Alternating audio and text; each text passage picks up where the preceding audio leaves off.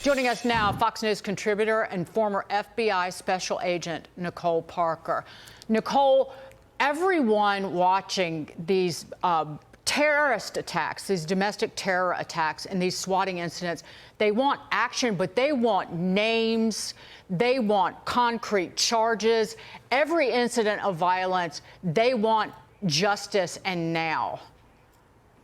Right. People want to see consequences because that is what has been lacking in our Department of Justice and FBI for the last 4 years, depending on where you stood on the political spectrum. I've said this before, with what's going on with Elon Musk and Tesla, it is absolutely disgusting. It is the epitome and definition of domestic terrorism. There is no official federal statute for domestic terrorism, but I will recite straight from the FBI's website what the definition of domestic terrorism is, and you will see it falls straight into that category.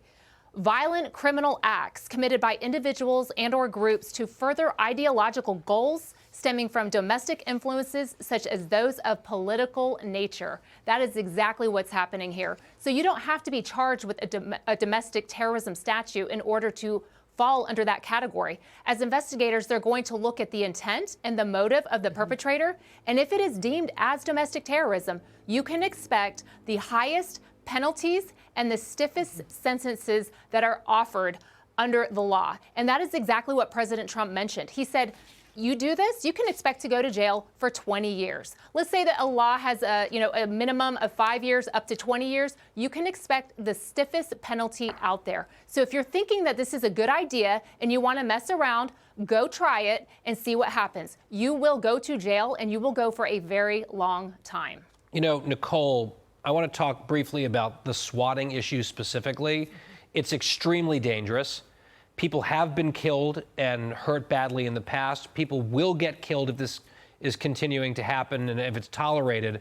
What's particularly outrageous about it, and I think it makes a lot of people really upset, is it is someone weaponizing and abusing our police to go terrorize people that they dislike for whatever reason. And as you just pointed out, in a lot of these cases, clearly the motivation, again, is political disagreement. I feel like the charges here, the investigation needs to be robust, and the charges have to be very, very severe, because this should be completely intolerable in a country like ours.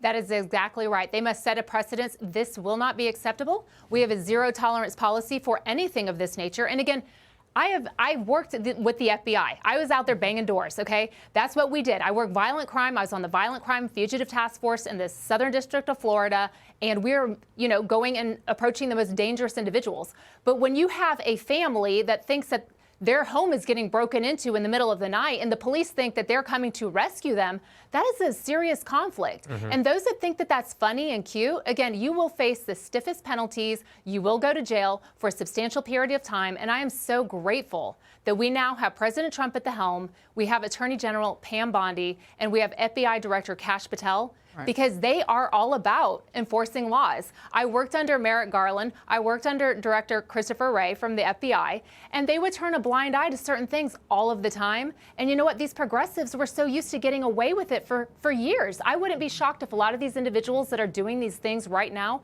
were also involved in the riots of 2020, where the FBI did virtually nothing. Because then they went on and they were so busy, charging misdemeanors from January 6th.